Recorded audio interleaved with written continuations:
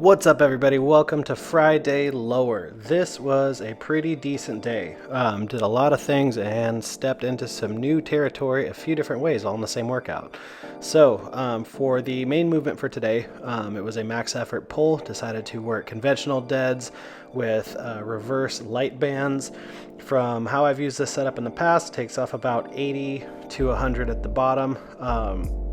This felt like about 80 or so, and by the time that I'm at lockout, the bands are mostly untensioned. So I did doubles on the main lift, so did doubles at 3 wheels, 4 wheels, 5, did a single at 5.5, and ended up doubling 605 for my top set. Each of these work sets from 3 wheels up was superset with single arm kettlebell front squats, and then Grim Reapers after each set. Overall, these felt really good. Body was feeling really dialed and balanced going into the workout. What was really cool is if you watch as I'm breaking off of the floor, my knees tracked straight and the pressure in my feet stayed even through all the sets. So that was really cool. That's how I can tell I'm making some good improvements as far as posture. So that all felt good. My pulls felt a little bit off, but again, I haven't done a whole lot of deadlifting, so I think I do need to work some speed pulls back in, at least for a workout or two, just to kind of refine my groove and to get faster again, since my deadlift definitely felt slower off the floor. Even with the reverse band, that felt like the weak point. But either way, everything moved really good. Probably my best feeling set was the 500. That moved real quick. The difference pulling on this bar versus the one that I normally use, a Texas deadlift bar. This is a prototype Kabuki deadlift bar that never got released.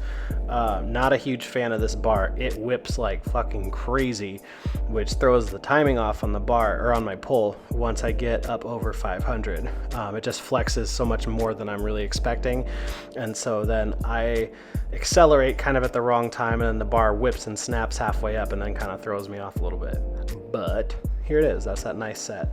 Knees stay stacked, hips and everything lock out very smoothly and in sync with each other. So that was probably the best moving set. With how I was feeling, I knew that I would be good to do a few reps at least at 600.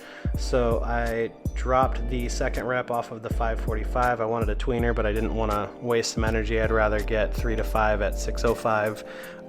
And I only got double, and it felt hard as fuck. So I'm glad that I still locked it out. Glad that I can still pull 600. I get that it's with reverse bands, but I'm more so looking at just the average training weights that I'm using. I'm still sitting in that 600-ish range.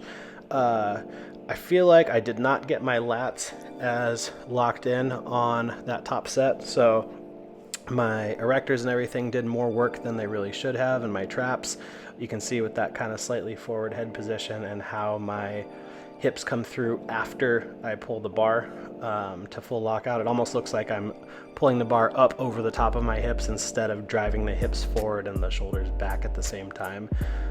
That'll be the little bit more noticeable on this 605 here, but we'll see. I'm just as curious as you are. But I can tell the difference. When everything's dialed in, it feels more at the start like I'm shoving my knees forward, and I can feel that connection between the obliques and the lats.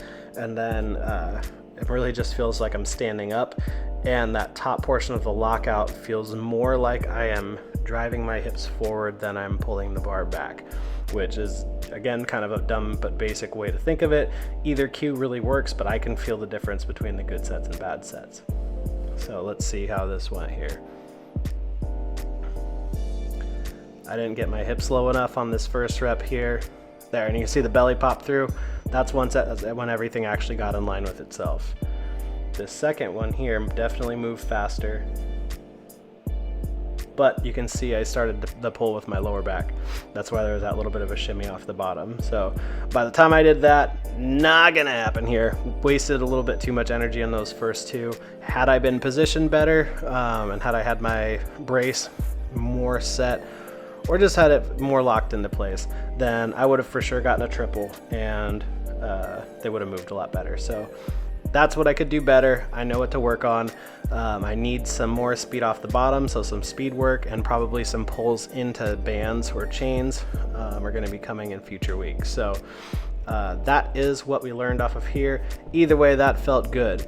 So after working up to the 605, it was time to do some work capacity. Neither of us felt like putting the yoke together, so we just threw some weight on the Prowler push sled and did some sets of about 50 feet out and back. Did 5 total sets of that. Fuck, this is a different parking lot than what we had before. It's very sticky. So even with just I think I had two plates on each side, so with 4 total plates, that was rough to push for that distance, and we were gassed. It was not feeling so good that we wanted to do a 5th one, but we did it anyways. So those all moved really well. What was cool is by doing the high difficulty sled work after the deadlift, got a nice button quad pump, and it also helped to open the hips up and loosen the lower back, since I'm trying to actively hold my low abs on while I'm walking, and I'm driving intentionally off of a high ball of my foot with each step. So this was a great accessory movement. It's not like it's the first time I've done it, but it's been a while and it's hard, and I need to do more of them. So I'll probably work that in to rotation more often than the yoke carries, because between this and the farmer walk, those feel like the 2 more beneficial movements for where I'm at right now. After killing ourselves with the sled, we came back in to wrap up the last little bit of hypertrophy work. Did sets with the belt squat, superset with the seated calf raise again, and then this week added dragon flags instead of a rollout, and that was cool. I did pretty decent on them.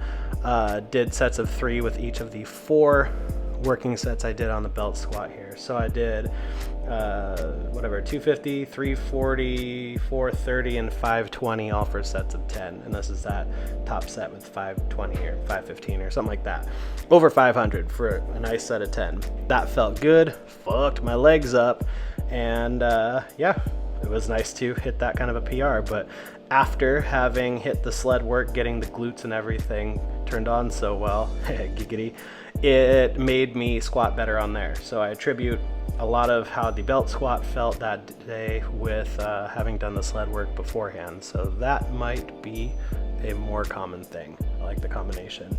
So here's the seated calf raises, kept those light, worked more the pressure on the ball of the toe and trying to do these without using the toes at all, just rocking more off of the balls of the feet.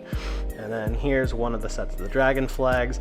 I did cramp up my pec on the right side on the very last set because I did not have my shoulder blade down. So that was something that I had to work on over the weekend, but cool to do these. This was not the best of the sets, but this was the one that was shot at the best angle.